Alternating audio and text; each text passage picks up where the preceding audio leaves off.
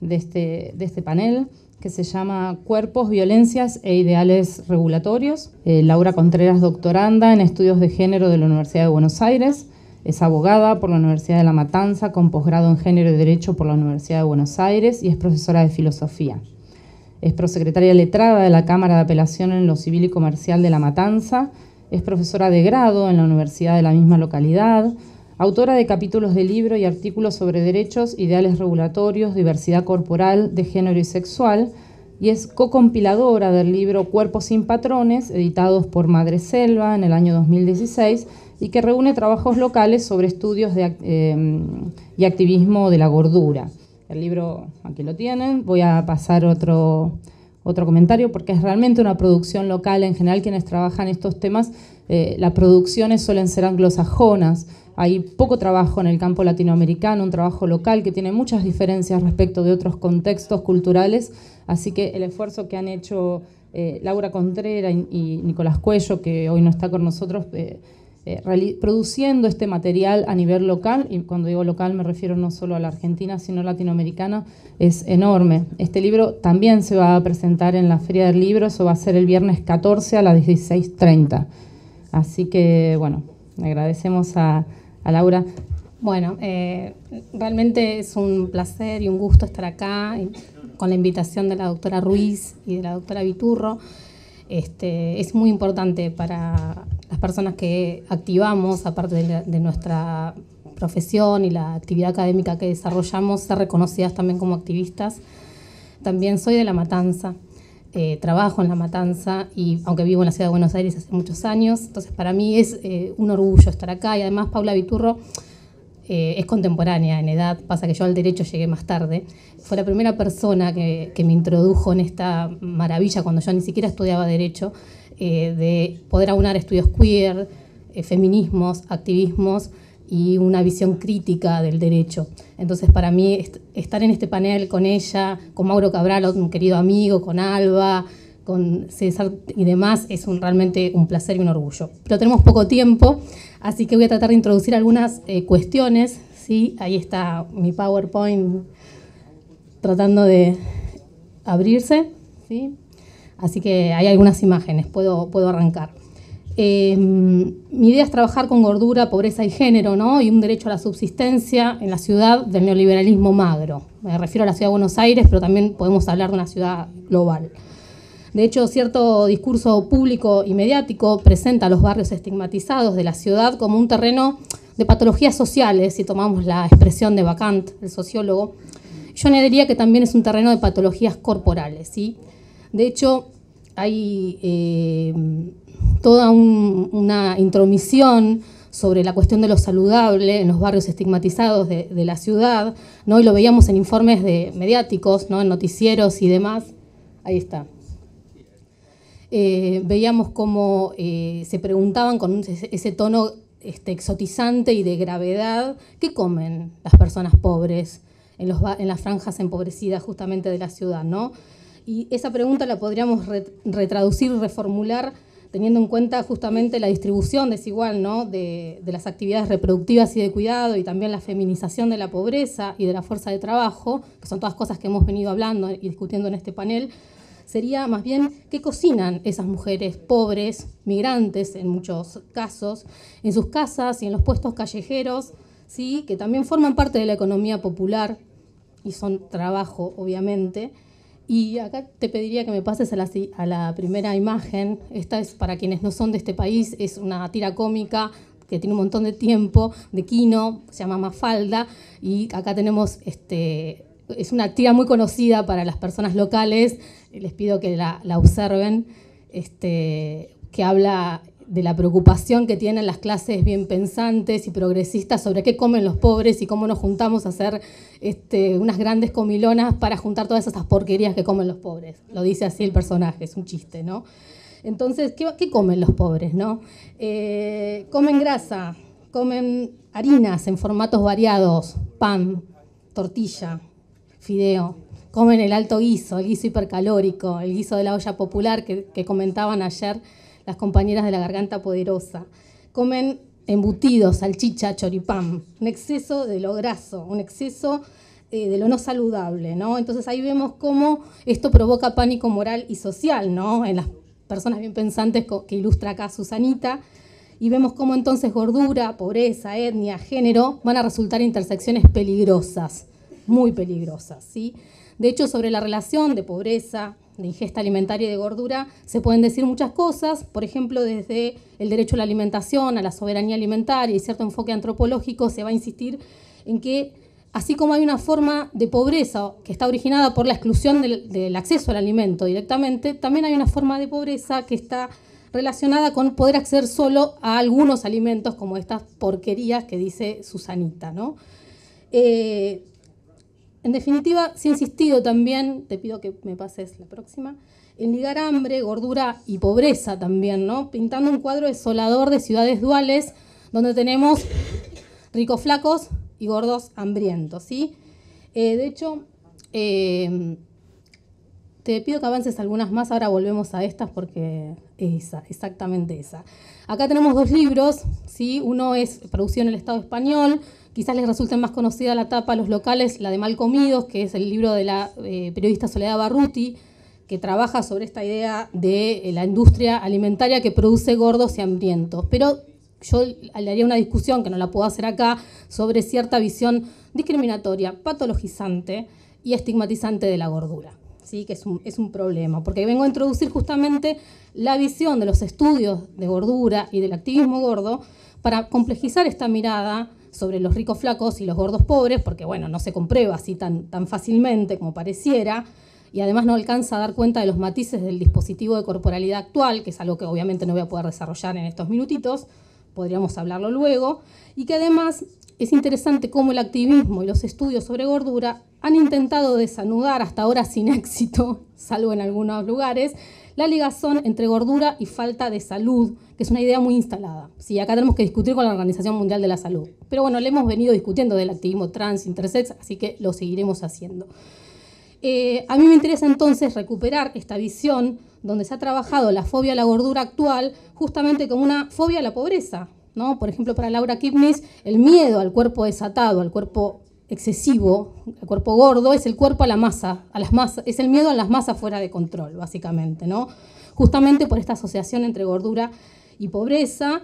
Y entonces, cuando vemos una discriminación y una estigmatización hacia la gordura, vemos también una discriminación hacia características asociadas con la pobreza. Si caminamos, hacemos una etnografía así básica por los barrios y por el conurbano, que yo camino y habito, vamos a encontrar seguramente estas ilustraciones de las personas en este aspecto, ¿sí? Y también, llevándolo a nuestro contexto, podríamos hablar de que hay un temor al cuerpo graso popular, a este cuerpo que es un espacio de disputa política y que, pensando en el neoliberalismo magro, que es un concepto que estamos tratando de forjar con Nicolás Cuello, que es una forma de gobernanza a nivel global, podríamos decir que es esta idea de que el músculo del Estado siempre es un músculo magro, y esta mano smithiana del mercado invisible es una mano leve que tiene que deshacerse y cortar la grasa, ¿no? Esta expresión economicista que conocemos. Entonces, podemos pensar cómo el volumen corporal va a ser percibido hoy como exceso y falta. ¿Exceso de qué? De grasa, exceso de carne. Y falta de cuidado, de voluntad. Es la misma idea que anima a cierta cuestión meritocrática de la pobreza. El que es pobre porque no se supera. El gordo que es gordo, la gorda que es gorda porque no tiene voluntad, no cierra la boca. Estos son términos que vamos a escuchar incluso en la consulta médica, ¿sí? Es la misma lógica. Es la caracterización que le cabe al capitalismo actual. Producción de exceso y de falta todo el tiempo. El fantasma del hambre y el fantasma de la gordura aterrorizan al sujeto contemporáneo. Esto lo ha trabajado Paula Sibilia. Y ya estamos lejos, si podemos volver atrás en las imágenes, que son imágenes decimonónicas, ¿no? Del vientre burgués, opresor. En el siglo XX se democratizan las gorduras y llegaríamos a este siglo XXI donde lo magro y la flacura es un estatus, y cómo la diferencia socioeconómica se vuelve una diferencia visible también. Que esto habría que complejizarlo, digo, no lo puedo hacer ahora. Y de hecho, yo pensaba en esta ciudad de que tenemos las posibilidades de andar en bicisenda. Yo vivo en Caballito, puedo salir por Valle, que tiene una bicisenda hermosa, ir al Parque Rivadavia, pasar por una estación saludable donde en este mes de abril una nutricionista o un nutricionista me va a dar un plan semanal de alimentación. Puedo ir a comprar alimentos orgánicos. El fin de semana pasado lo estuve ahí en Parque Rivadavia, en una iniciativa privada que es el Buenos Aires Market, que está genial porque te acerca productos, pero bueno, no son accesibles a todos los bolsillos, ¿sí? Entonces, todas estas políticas públicas que están muy buenas, que son políticas que Don Celot habla de cómo el Estado neoliberal es un Estado como animador, un Estado cheerleader, ¿no? Podríamos decir un Estado que te anima a que vos te gestiones adecuadamente. Me da la nutricionista, no me da el dinero para pagarme los alimentos orgánicos. Y les aseguro, teniendo un empleo formal, que mi presupuesto se dispara si compro alimentos orgánicos para todos los días. Es un tema, ¿no? Esto.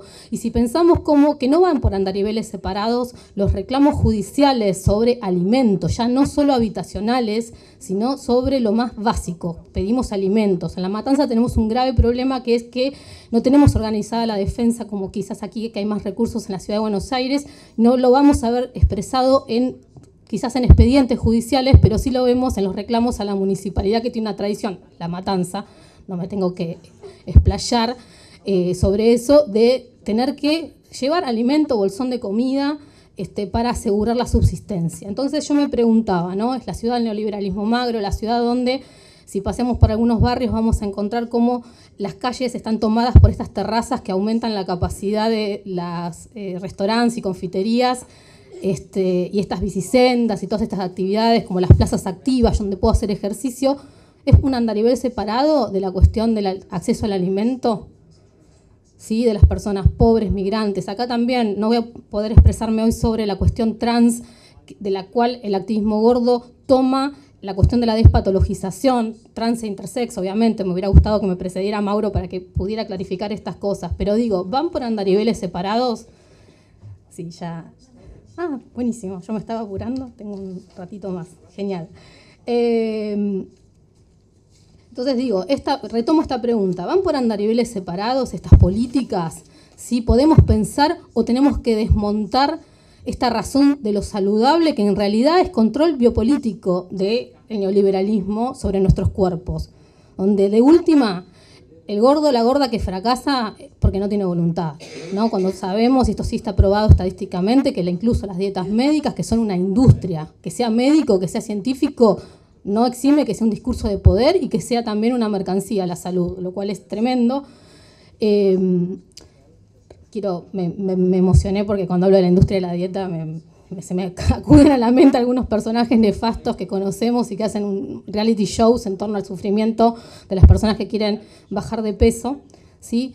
Y ganan fabulosas sumas lucrando con la salud de algo que se sabe que a mediano o a largo plazo las dietas en un porcentaje superior al 90% fracasa. Y la culpa no es del médico, la culpa no es de la nutricionista, la culpa es de la persona gorda que no cierra la boca. Como si la cuestión, acá querría retomar esta cuestión que es importante de la clase y de la cuestión migrante y de las diferencias regionales. Sí, yo viví mi infancia, la pasé en Río Negro, soy de La Matanza, como les decía, vivo hace muchos años en la ciudad, conozco muy bien, por suerte, la Argentina, y veo que la cuestión de la alimentación no explica toda gordura. Los cuerpos gordos engordamos por distintas razones que tienen que ver con, vamos a decirlo de manera fácil, cuestiones biológicas.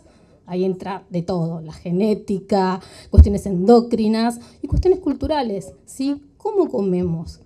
¿Sí? ¿A qué comemos? ¿A qué llamamos? Comer es un acto social, pero también es un acto político. Y las formas de la comensalidad, que la antropología ha trabajado muchísimo sobre esto, pero quizás todavía con una visión estigmatizante y patologizante de toda gordura en sí misma, no son tenidas en cuenta a la hora de pensar estas políticas públicas. Sobre todo pienso en el ejemplo de Mi Escuela Saludable, que es un programa que tuvo un montón de intervenciones judiciales, de cautelares, por otras cuestiones que podemos comentar quizás en las preguntas, que no vienen al caso, sobre todo porque estaban recopilando datos antropométricos de niños y niñas, ¿sí? Que cayeron en la educación pública. Entonces, en general, en algunos barrios más carenciados de la ciudad, y esos datos iban a ser procesados por algunas empresas interesadas en tener estos datos, y entonces había una serie de incumplimientos de los modos en cuales se pueden tomar estos datos. Pero más allá del devenir judicial de mi escuela saludable, cuando lo analizábamos con Nicolás Cuello para unas jornadas de salud y población en el Gino Germani el año pasado, nos preocupaba muchísimo la cuestión de la injerencia en las familias y en la estructura familiar que tenía en vista el programa, cuando bajo esta gran paraguas que es la salud, te lo digo por tu salud, qué gorda que estás, por qué no te querés más, ¿no? Todas estas cuestiones, ¿no?, de microagresión que sufrimos las personas gordas, siempre en nombre de la salud, podemos decir cualquier cosa, ¿sí? Veíamos cómo aparecía una responsabilización muy fuerte de la familia, ¿no? Cuando las niñas y los niños son gordos, la culpa es de la familia. Ya si son adolescentes o jóvenes, ya hacete cargo de tu peso y de tu corporalidad, ¿no? Porque siempre se piensa como que el peso es una cuestión voluntaria. Y veíamos acá, sobre todo, aparece esta cuestión del género, de la culpabilización de la cuidadora, de la persona que prepara el alimento o que no lo prepara porque trabaja muchas horas dentro de su casa o fuera de su casa y que es responsable por no poder gestionar adecuadamente el cuerpo de sus hijos y que se ve expresado en ese sobrepeso. Que también hay que decirlo, los índices de masa corporal cada vez son más bajos y esto no tiene nada que ver con la salud de las personas y además faltan estudios regionales.